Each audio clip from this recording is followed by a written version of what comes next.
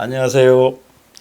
예, 저는 공주대학교 역사교육과 이명희 교수입니다. 오늘은 우리나라 초등학교 6학년 1학기 이 사회교과서 첫 단원 우리나라의 정치 발전 중에 민주주의의 발전과 시민 참여라는 장을 전 한국교원대학교 총장을 역임하셨고 또 우리나라 정치학계의 원로로서 정치 철학을 전공하고 계시는 김주성 선생님 모시고 그 내용 그리고 그 문제점을 검토하도록 하겠습니다. 반갑습니다. 네, 반갑습니다. 예, 제가 이거 보니까요. 네. 우리나라 정치 발전을 이제 초등학교 학생들이 공부하도록 이렇게 교과서가 만들어졌는데 주로 내용이 뭐냐 하면은 운동사를 가지고 되어 있습니다. 네, 민주화 그렇죠. 운동, 즉 4.19 혁명, 그 다음에 5.18 민주화 운동, 그리고 1987년에 6월 민주항쟁, 이걸로 이제 우리나라의 소위 그 민주주의 발전을 이렇게 공부하도록 되어 있습니다. 그리고 가장 마지막에는 그 최근에 그 촛불혁명이라고 뭐 자칭 그렇게 얘기를 하는데 이 촛불혁명 사례를 통해서 이제 시민 참여의 이제 필요성이나 의의 이런 것들을 이제 서술하고 있는데 먼저 어떻습니까? 총장님 보시기에 이 민주주의의 발전을 이 소위 그 민주화 운동사로 이 학습하는 것이 일반적으로 이렇게 하던 것입니까? 아니면은 어떻습니까? 다른 나라에는 어떻게 하고 있습니까?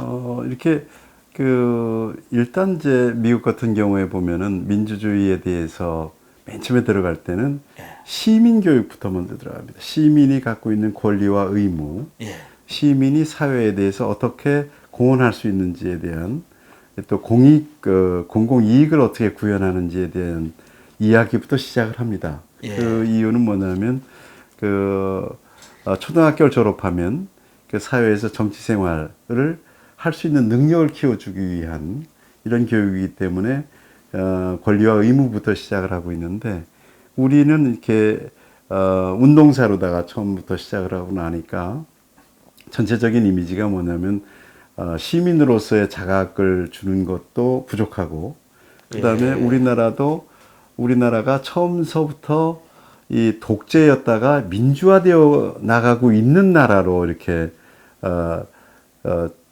묘사가 되고 있거든요. 근데 실제 우리나라가 독재에서 출발했느냐라는 것을 우리가 다시 되짚을 수가 있고 우리가 이렇게 초기에 나라가 어떤 나라였는지에 대해서 아주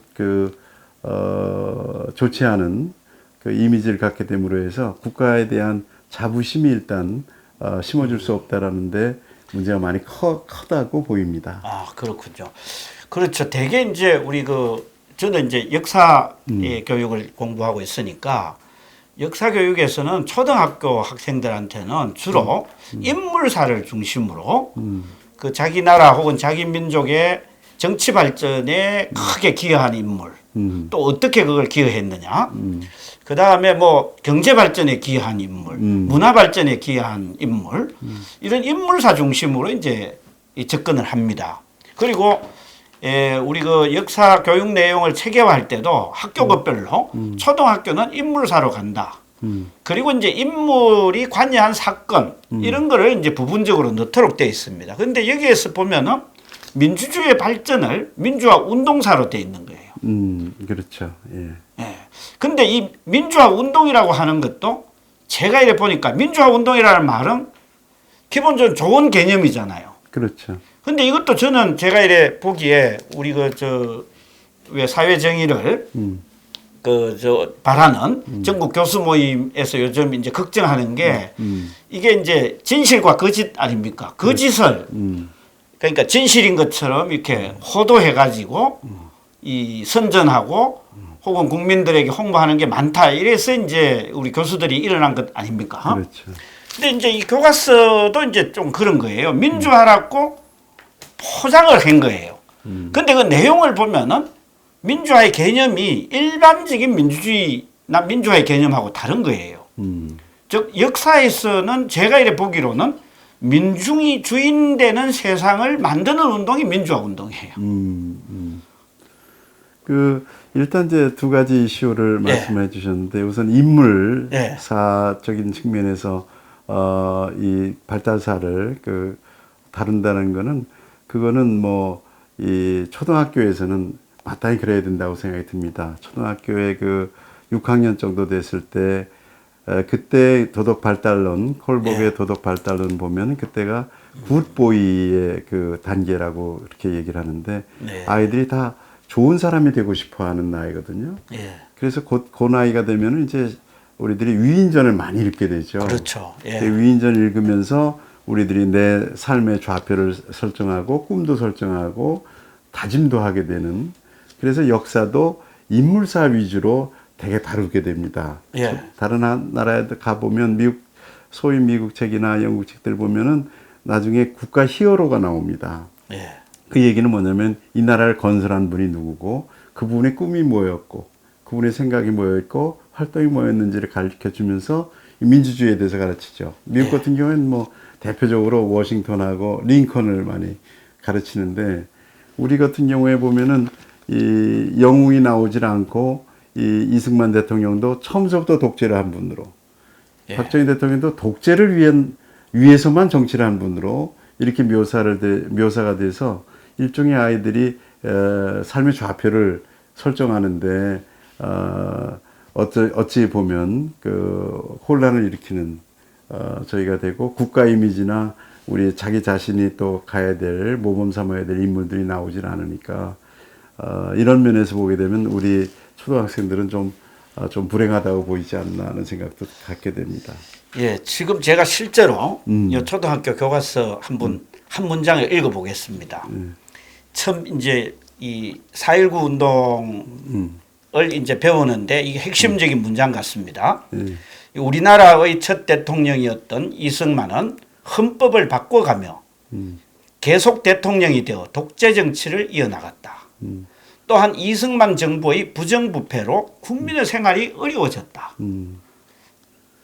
여기에서는 이제 이승만 대통령이 헌법을 바꿔가며보다도 이승만 대통령이 헌법을 제정하는데 건국하는데 굉장한 공헌을 하신 분이죠. 그렇죠. 그것도 그 헌법이 민주주의 헌법을 만드는 그분이 정말 그 공헌이 없었으면 대한민국 자체가 민주주의로 성립되기 어려울 정도로 그 많은 어려움을 겪은 분인데 그 부분이 전혀 강조가 되지 않고 아니면 언급조차 되지 않고 단지 그 독재를 하기 위해서 정치를 이어갔다라고 보는 것은 너무나 그 역사적인 현실을 왜곡하고 있는 달리 얘기하고 있는 거고. 근데 정치 철학적으로 볼 때 이승만 대통령께서 헌법을 바꾼 건 사실이잖아요. 그렇죠. 그리고 대통령을 여러 번에 걸쳐서 하신 건 사실이잖아요. 그렇죠. 그런데 그렇다고 해가 그걸 독재 정치라고 할 수 있습니까? 뭐 얘기를 더 복잡하게 하기보다도 간단하게 얘기한다 그러면 이 이승만 대통령을 독재라고 했을 때 그 얘기는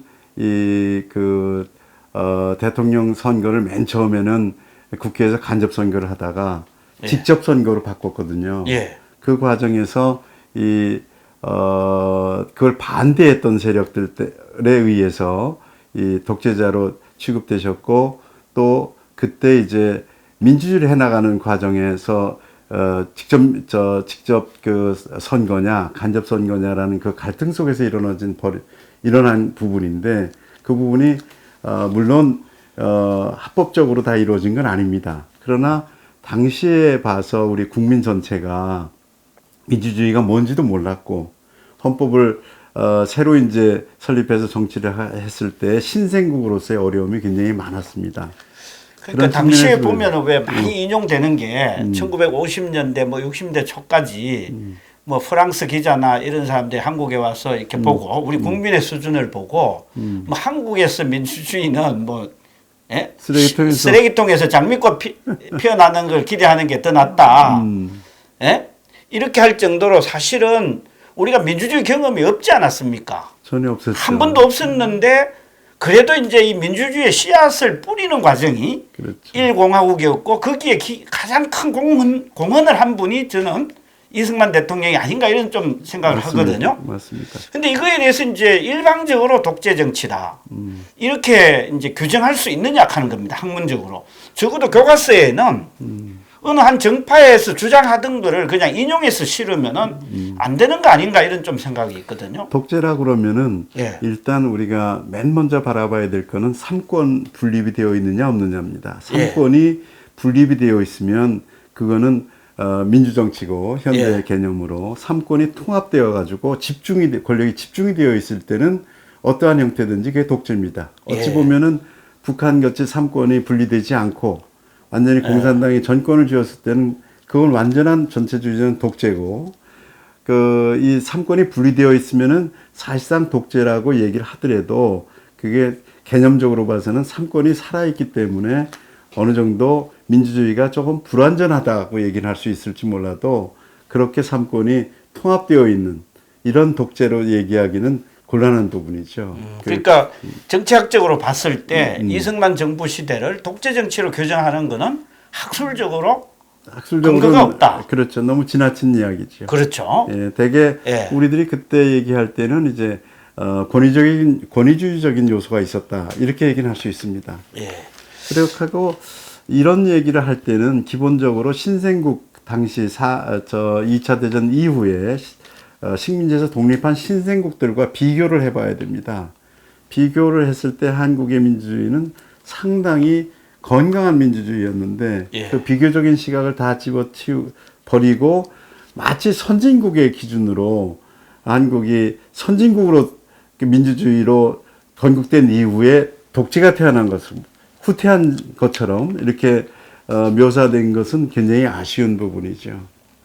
그러니까 오히려 독재를 얘기할 때는 북한하고 많이 비교를 해야 되고 우리는 전시에도 전쟁 중에도 선거를 했거든요. 그렇죠. 그렇다면 민주주의의 힘이 굉장히 살아있는 부분인데 북한 같은 경우에 이 독재 국가에서의 선거라는 건 아주 100% 찬성을 해야 되는 일당의 당으로부터 지시를 받고서 그거를 다 따르지 않을 수 없는 이런 형태의 부분들을 우리들이 개념을 갖고 비교를 해서 우리들이 인식을 해야 마땅하겠죠. 그러니까 총장님 말씀 중에 저한테 다가오는 게 우리 세계 전체를 보면은 이 제2차 세계대전 이후에 새롭게 독립한 나라들이 굉장히 많습니다. 그렇죠. 처음에 유엔에 가입한 나라들이 51개국인데 지금 이제 한 193개국 정도 되는 걸로 알고 있거든요. 네네. 근데 그들 나라들 가운데 새로 독립한 나라들 가운데 현재 우리나라처럼 자유민주주의를 발전시킨 나라가 거의 없습니다. 없죠. 네. 그렇다면은 그거를 우리나라는 이 참 어려운 가운데에서 민주주의를 어떻게 성장시키고 발전시켜 왔는가 이거를 이제 배우도록 돼야 되는데 우리 교과서의 전제는 어떤 거냐 하면은 이렇게 우리나라가 자유민주주의가 발전한 그 원동력이 민주화 운동이다라고 하는 이 주장인 것 같아요. 제가 이렇게 보기로는. 그런데 어떻습니까? 그게 우리나라의 민주주의가 발전한 거는 우리 이 학문적으로 첫째 이렇게 봤을 때 어떻게 이제 정리가 됩니까? 대한민국에서 이 다른 어떤 신생국들이 이룩하지 못한 민주화를 달성한 가장 큰 배경이라고 할까? 요인. 이걸 우리가 아이들한테도 가르치긴 가르쳐야 되잖아요. 그렇죠. 예? 그랬을 때 이제 일반적으로 보면은 이런 민주주의를 가능하게 한 인물이 뭐 한두 명은 아니지 않겠습니까? 그렇죠. 예. 이 초기에 50년대에는 뭐 가령 예를 들어서 이승만 대통령이 있으니까 이승만 대통령이 어떤 노력을 했느냐. 그 당시에 국민들은 또 어떻게 노력을 했느냐. 그다음에 60년대 그 역사도 예를 들어서 주로 이제 산업화 여기에 이제 중점을 기울이지 않았습니까? 60년대, 그렇죠. 70년대. 그게 민주주의에 어떤 기여를 했느냐. 뭐 이렇게 해서 이제 점차적으로 민주주의가 발전되어 오는 과정으로서 현재 우리를 이해하도록 하는 게 정상적이지 않는가 이런 생각이 드는데 이렇게 가면 어떤 문제점이 좀 있습니까? 본래 이제 민주주의가 신생국에서 민주주의가 태어났을 때 민주주의가 과연 발전할 수 있느냐 굉장히 큰 퀘스천이었죠. 그 중에서 한국이 유일하게 성공한 나라죠. 민주화도 성공했고 이 산업화에서 경제도 성장을 해서 산업화와 민주화를 동시에 성공시킨 나라로서 원조 받던 나라가 원조 하는 나라로 바뀐 나라는 우리밖에 그렇죠. 없습니다. 예, 예. 그렇다면 한국은 건국했을 때부터 다른 나라하고 상당히 다른 길을 걸어왔다는 것을 우리가 발견해야 됩니다. 예. 한국에서 이승만 대통령이 집권하자마자 이제 6.25 전쟁이 터졌지 않습니까? 이 국가 안보라는 것은 가장 중요한 것이라서 독재자들이 제일 먼저 거론하는 게 국가 안보입니다. 예. 국가 안보 때문에 국가를 지키기 위해서 독재를 한다는 것이 가장 큰 독재자들의 그 명분인데, 이때 6.25 전쟁이 끝나고 나서 이 대통령이 했던 가장 큰 작업은 한미 동맹이었습니다. 예. 한미 동맹을 맺고 나서 이제 공산권에서는 이 대한민국을 침범할 수 없는 국가 안보를 완벽하게 세워놓은 거죠. 예. 그 다음서부터 나온 숙제가 경제 발전이었습니다. 예. 이 교과서에서는 이승만 대통령이 시대에 부정부패 해가지고, 뭐 부정부패가 없었던 건 아니죠. 신생국가에 다 있었으니까. 예. 그런데 여기에 국민 생활이 피폐 어려워졌다라고 설명됐지 않습니까? 예, 예, 그렇죠. 부정부패로 부정이 어려워졌다 그러는데 이 말은 진실이 아닙니다. 이승만 대통령 시절에도 거의 5% 성장을 해왔습니다. 3, 4%에서 5% 성장이 지속됐었습니다. 워낙 가난했으니까요, 당시에. 그렇게 됐고요. 그렇게 예. 됐고요. 그러니까 원조 받아가지고 이게 그 후진국에 가게 되면은 전부 그 기득권층이 다 그 미국에서 원조 받은 걸 다 나눠서 부패했는데, 우리는 이게 그 경제 발전에 쓰인 거죠. 예. 그래서 우리가 이승만 시대 때 어렵다고 했지만 어려운 속에서도 경제 발전이 꾸준히 이루어왔던 겁니다. 그 속에서 그 국가 안보가 됨으로 완전해짐으로 해서 그 여력이 생겼고, 그게 60년대에 들어와서 그 힘으로 경제 발전에 매진할 수 있었던 거죠. 제가 역사 그 교육이 전공이라 가지고 더 잘하시겠네요. 우리 역사에서 보면은요, 저 삼국 시대에서부터 일반 백성들은 계속 생활이 어려웠습니다. 그렇습니까? 일제 시대는 더 어려웠어요. 네? 그렇습니까? 근데 이제 이승만 대통령 시절에 이제 또 물론 이제 일반 국민들의 대다수 국민들 어려운 분들 많았죠. 그런데 여기에는 부정부패 때문에 국민 생활이 어려워졌다. 이렇게 되는 거예요. 부정부패가 없는 건 아니지만 이 다른 신생국에 비해서는 굉장히 건전했고. 아니 그러니까 원래 잘 살았는데, 예? 그 역사 왜곡인 거예요. 내가 이렇게 보기에는. 이승만 대통령의 부정부패만 아니면은 잘 살고 있었던 국민들인데 부정부패가 있었기 때문에 어려워졌다. 근데 조선시대도 계속 부정부패거든요. 일제시대 때도 일본인들이 지배했기 때문에 우리 민족의 입장에서 보면 부정부패란 말 안 나옵니다. 일제시대 때 교과서는. 차별 때문에. 일본인들한테는 예를 들어 노동자들이라도 조선인보다는 2배 정도의 임금을 주고 조선인한테는 이제 반밖에 임금을 안 줘서 우리가 가난했다. 근데 이제 이승만 대통령 시절에는 할 말이 없으니까 부정부패 때문에 생활이 어려워졌다. 뭐 이승만 대통령이라고 완벽한 분은 아니고, 예. 이승만 대통령도 잘못한 부분들이 있으시죠. 그러나 이분의 공헌한 것이 뭐고 잘한 업적이 뭐냐를 또 따져봐야 되고, 그것도 또 다른 국가들하고 따져봐야 됩니다. 다른 국가의 그러니까 신생국가의 리더들하고. 근본적으로는 처음에 총장님께서 말씀하신 게 이제 민주주의 발전을 그렇죠. 이제 시민의 이제 그 권리와 의무, 민주주의적인 권리와 의무 이런 이제 개념부터 이제 배우는 게 정상적이다 이런 말씀을 하셨는데 우리는 소위 그 역사로 접근하거든요. 그랬어요. 역사로 접근을 하는데 이 역사도 이제 진실이 아니고, 그죠? 일부의 사실을 가지고 확대 해석을 하든가 해가지고 학생들에게 가령 예를 들어서 독재 투쟁에 이 국민들이 나선 결과 민주주의가 발전했다 이 논리거든요. 이제 민주주의 발전하는데 우리가 대개 보게 되면 예. 이게 이제 성공한 국가는 성공한 역사로다가 우리가 찾아서 요인을 찾아서 그렇죠. 기술하지 않습니까? 근데 거기에는 다양한 요소들이 있는 거죠. 국민들이 민주화 운동을 한 것도 굉장히 큰 공헌입니다. 그러나 그거 하나만으로 민주주의가 성공했다고 보기는 어려운 거죠. 그렇다면은 그 다양한 요소들을 균형 있게 기술이 되어야 되는 겁니다. 근데 우리 같은 경우에는 그 다양한 요인들에 대한 상상력을 전혀 기술하지 않고 우리의 정치 지도자들은 다 나빴고 우리 정치자들은 다 나빴고 다 부정부패했는데 민주 운동만 하나만 갖고서 나라를 성공시켰다라는 것은 이게 설명이 안 되는 거죠. 그러니까 이제 우리나라의 역사 과정을 보면은 민주주의 관점에서 보면 이 이승만 대통령 시절에 교육혁명이 일어납니다. 그렇죠. 즉 예. 민주주의 교육을 음, 초등학교에서부터 시작해가 전 국민이 민주주의 교육을 배우는 데 성공을 합니다. 이게 1959년에 의무교육 달성이 98% 정도 돼요. 그렇죠. 예.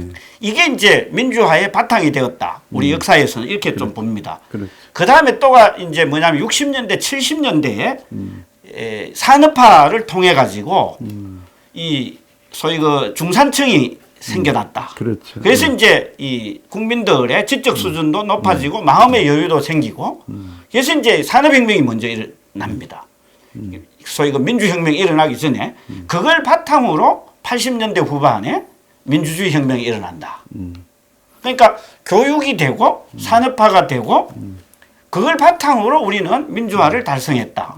되게 역사에서는 현재 이렇게 좀 이 정리를 하기도 합니다. 뭐 정치학도 마찬가지입니다. 예. 그쪽에서 보게 되면 이 민주주의가 우리 영국이나 미국이 그냥 처음부터 100% 민주주의로 우리가 잘못 오해를 하지만 거기서도 처음에 초창기에 산업혁명과 함께 국민의 의식이 발전하고 의무교육이 발전하면서 민주주의가 완성되어 온 거죠. 그런 데 있어서 보게 되면 그 우리 같은 경우에는 수입한 민주주의였기 때문에 우리 미국 같은 데만 해도 1960년대가 넘어서야 보통선거가 완성이 되는데 우리는 1948년도에 이미 보통선거가 완성이 돼서 모든 성인들이 남녀가 다 투표를 했지 않습니까? 예, 예. 스위스 같은 데는 여성들이 투표한 건 1972년이 넘어갑니다. 그렇군요. 그래요. 선진국인데도 그렇죠. 불구하고. 예. 근데 우리는 그렇게 높은 기준으로 출발을 했기 때문에 국민의식이 높지 않은 속에서 이루어져서 이 기준에 맞추려고 그러면 국민의식이 따라와야 되고 많은 생활 조건들이 따라와야 돼서 국민들 발전하기 굉장히 어려웠던 거죠. 이 부분들이 함께 기술되어서 민주주의가 우리가 발전되어 온 모습들을 제대로 보여줬어야 되는데 그렇지 않고 이런 이야기 전혀 없이 한국은 독재서부터 시작한 것처럼 이 모양을 잡은 자체가 굉장히 마음을 상하게 하고 우리 아이들한테 우리 그 미래를 맡기는 아이들한테 희망을 주지 못하는 그런 아쉬움이 굉장히 크고요. 이 자체가 민주주의가 이 많은 요소 속에서 발전했다는 모습을 보여주면 얼마나 다채롭게 아이들이 상상력을 필 수 있고 즐겁게 배우겠습니까? 근데 여기에서 그거를 하질 않으니까 이 이승만 대통령 시절에 경제가 후퇴한 것처럼 이렇게 기술된 거는 정말 이게 오도되어 있는 거고 박정희 시대 때도 박정희가 이 북한처럼 세습까지 하는 독재를 위해서 3대 세습까지 하는 독재를 위해서 독재를 하는 사람들과 박정희 대통령도 똑같이 그렇게 이렇게 묘사한다는 것은 이건 좀 말이 안 되는 거죠. 박 대통령이 했던 이유는 안보와 이 산업 발전을 위해서 자기들이 했기 때문에 이 부분은 분명히 구별이 되어야 되는 겁니다. 그리고 당시에 역사적으로 보면은 자유민주주의의 가장 큰 적은 공산주의 세력 아니었습니까? 그렇죠. 그러니까 안보를 하기 위해서는 더 근본적인 게 경제부터 좀 발전해야 된다. 그런 생각이 있었던 거 아니겠습니까? 그렇죠. 예. 예. 그게 이제 전 세계에 지금 우리들이 알지만 후진국에서 이렇게 신생국이 경제 발전을 거쳐서 그 민주주의가 완성된 그 모범적인 항로를 쫓은 나라는 한국밖에 없습니다. 그러니까 산업화에 우선했기 때문에 사실은 민주화에도 성공을 한 거 아닌가. 그러니까 산업화 시절도 우리가 북한처럼 이 삼권이 100% 집중되어 있었던 건 아닙니다. 그렇죠. 예. 70년 유신 이전까지만 해도 삼권이 분명히 분리가 됐었고 유신 시대 것도 이 삼권이 완전히 이 통합돼서 그 전체주의적인 독재적인 그런 모습은 아니었습니다.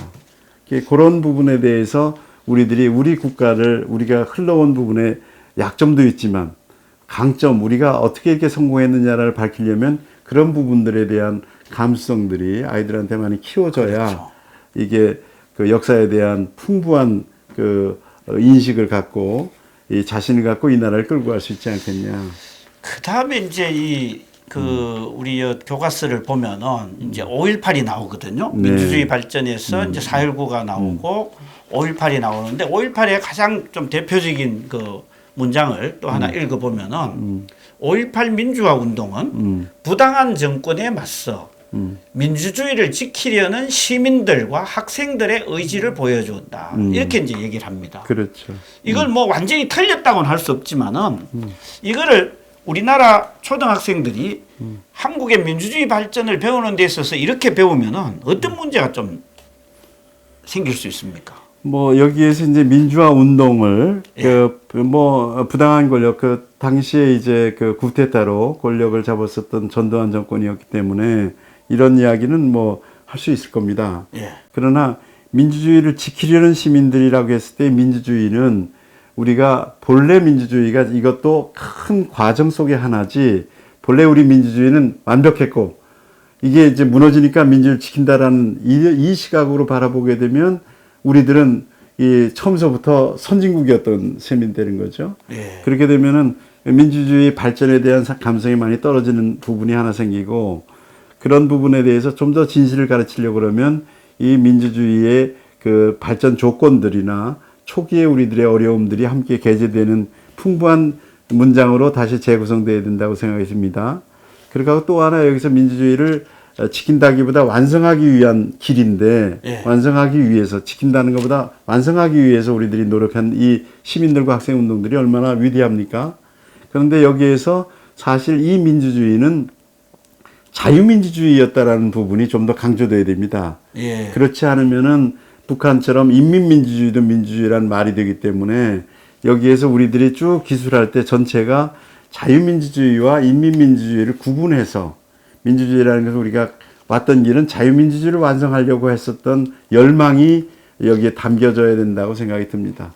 그저 민주주의 하나로만 얘기를 하게 되면 이게 자유민주주의인지 인민민주주의 알 수 없지 않습니까? 프롤레타리안 민주주의도 있지 않습니까?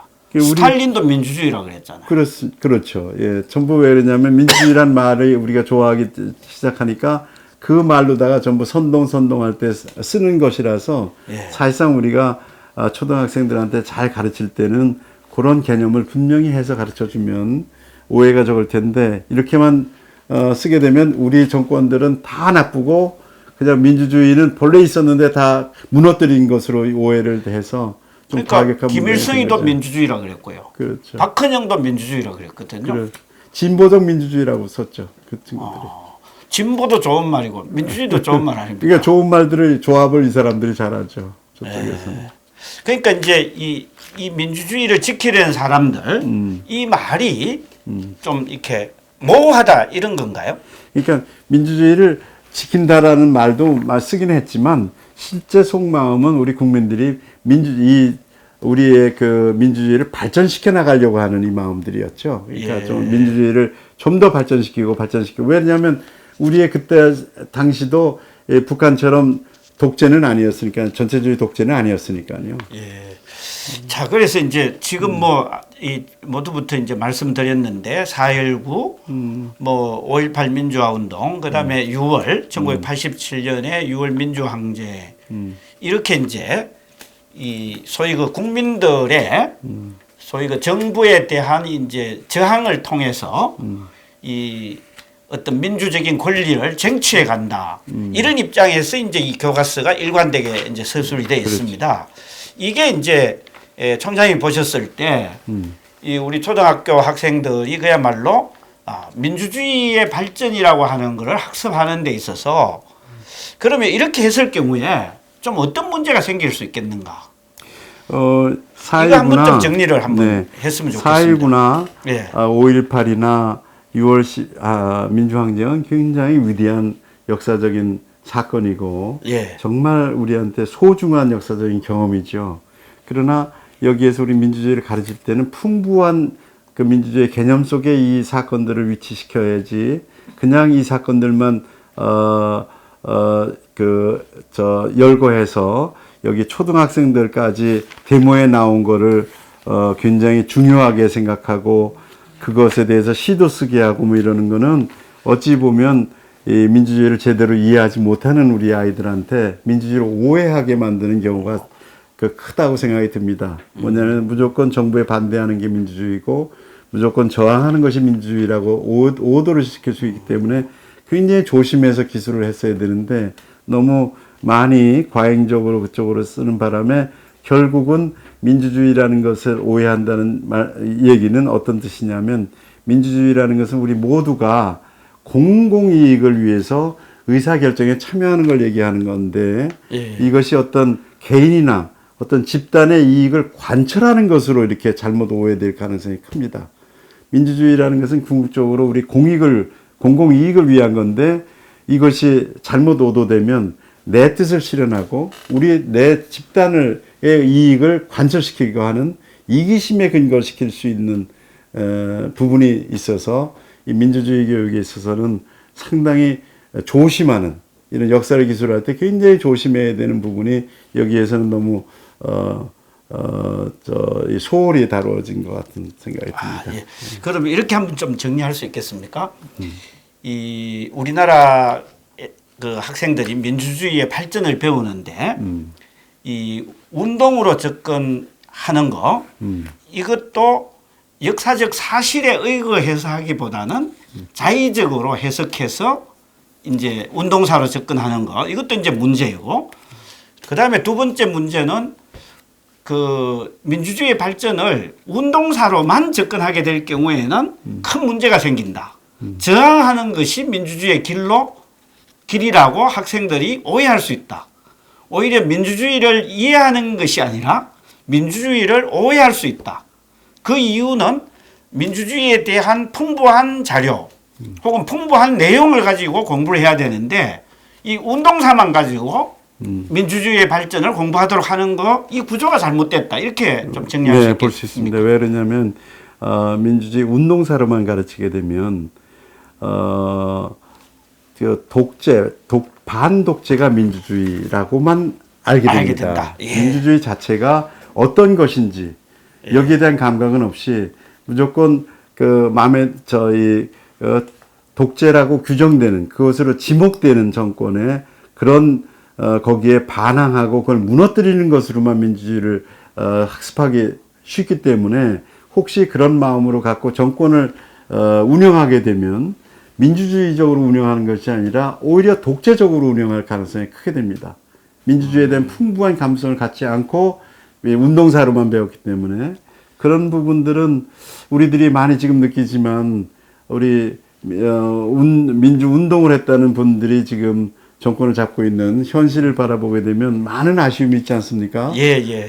왜 그러냐면 민주주의에 대해서 풍부한 감성이나 감각이나 개념을 갖지 않고 투쟁하고 무너뜨리는 데만 생각을 했기 때문에 이 민주주의 운영 방식에 대한 상상력이 전혀 펴지질 않고 거기에 대한 스스로의 원칙과 내용들을 갖추지 못해서 벌어지는 일들이죠. 이게 저는 굉장히 위험하다는 생각이 듭니다. 걱정이 많이 됩니다. 그 부분에 대해서. 예, 저도 이제 이 교과서를 보면서 야 이거 이렇게 써가지고 되겠느냐 이런 좀 이 생각을 하면서 보게 됐는데 오늘 그 총장님 말씀을 통해서 좀 이렇게 정리할 수 있을 것 같습니다. 민주화 운동을 가지고 민주주의의 발전을 배우게 되면은 반독재하는 것이 어떻게 보면 독재가 아닐 수도 있어요. 반권력이 혹은 반권위가 민주주의다. 이렇게 오해된 개념을 형성할 수 있다. 그래서 그걸 순환론법이라고 그러는데 예. 반민주가 독재고 반독재가 민주가 되게 되면 서로의 개념이 없는 거죠. 양쪽에. 그래서 혹시 다른 기회가 있으면 민주주의 개념에 대해서 한번 얘기를 좀 더 깊이 나눌 수 있는 기회가 있었으면 좋겠습니다. 예. 오늘은 그럼 이걸로 하고 네. 다음 기회에 우리 초등학교 학생들이 배워야 될 민주주의 개념 왜 어떻게 배워야 되는가 이거를 가지고 총장님 모시고 또 한 번 더 그러십시다. 말씀 듣도록 하겠습니다. 네. 오늘 감사합니다. 네, 수고 감사합니다. 많으셨습니다. 예.